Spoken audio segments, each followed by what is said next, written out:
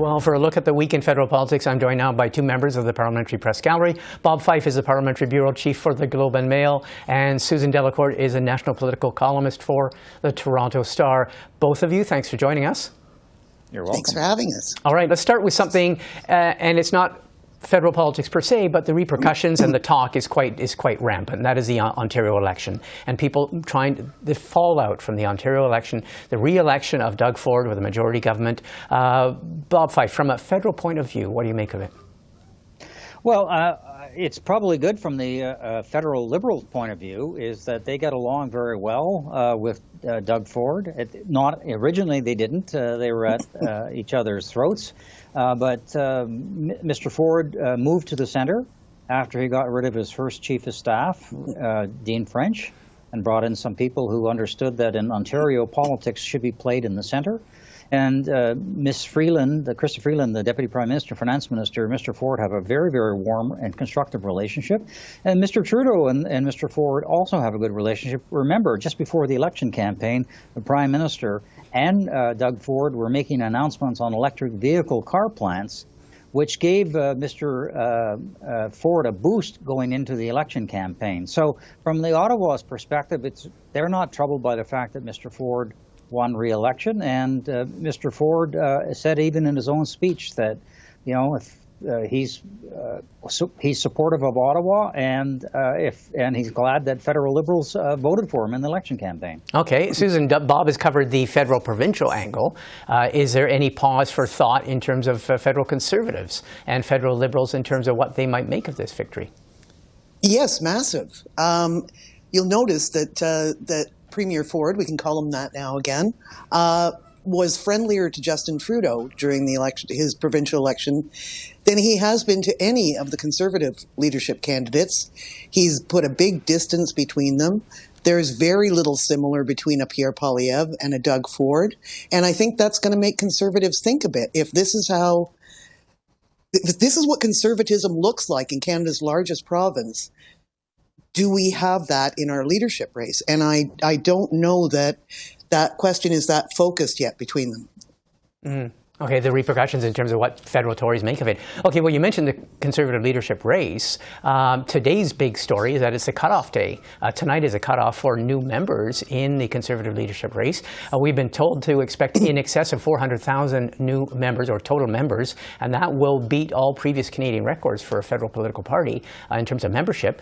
One of the candidates, Patrick Brown, is saying that he's attracted 150,000 new members. None of these numbers are confirmed yet. We'll get them in the coming days. What do you make of that, Bob?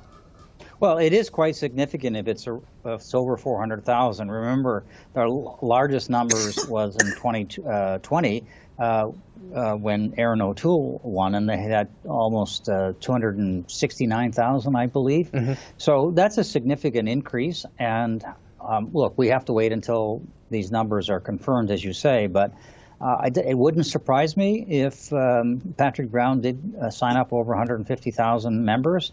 He is a very, very good organizer. He has really good people in Canada's ethnic communities in Vancouver and Toronto, Montreal, across the province. And I would not be surprised if he did sign up these numbers. I'm pretty sure that Pierre Poilievre, which I think is disputing the 150,000, is also going to have a significant number of memberships too. Look at those big turnouts of people at his ridings. They're all buying memberships, and there's thousands of people that show up each time. So he's probably going to do very well. I'm told that Jean Charest is not going to release his numbers, and that's probably because right now he's likely to be in fourth place behind Leanne Lewis. So, but there's, the interesting thing, we go back to the Ontario election, which you first talked about. Will people over the summer months begin to realize that if they want to form power, maybe Mr. Charest is the better answer, the Doug Ford answer, rather than Mr. Poilievre, who is being angry, which doesn't usually sell for mainstream voters, and has had some crazy ideas about bringing in legislation to ban vaccinations. I mean, my God, it's insane. Plus his cryptocurrency nonsense.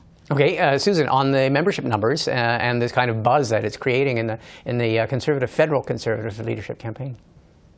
Well, there's a long way between today and September 10th, when the party votes. The thing they've got to do, all the candidates now, is it's fine to sign them up. I'm reminded of that Seinfeld episode where it's one thing to take a reservation, but it's another thing to keep it. It's the keeping of the reservation that matters. And so having all these people on paper is fine, but it's a long summer. As Bob said, people will start to think about what kind of conservative leader they want, especially given what we've just seen in Ontario. So the struggle all summer for these conservatives is going to be, are we talking to ourselves, or are we talking to the people who we want to vote for us in some future election? And that's going to be an interesting struggle because they're not the same audience. Okay, well, speaking of talking to, Bill Morneau, what a segue. Bill Morneau was speaking to the C.D. Howe Institute in his first major public comments since he stepped down as finance minister in 2020. He was speaking to C.D. Howe. He was critical of what he said was the Trudeau government's, or the cabinet's, not putting a high enough priority on growth and productivity in favor of programs to spend and redistribute money. What should we make of his comments, Bob? Well, I think he was right in his assessment that the government has not focused on productivity and competitiveness and economic growth as much as they have on wealth distribution. The problem with what he had to say is that he was the architect, along with the Prime Minister, of this policy of wealth distribution.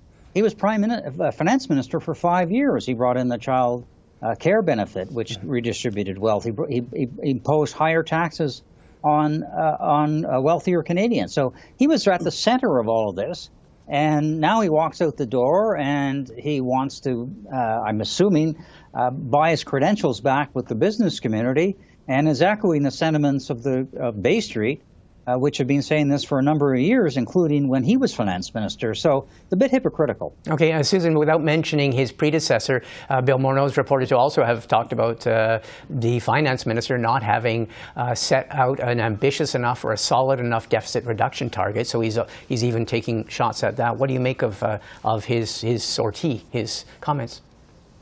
Well, Bob and I have been around this party for a long time, and I very much enjoy Liberals sniping at each other.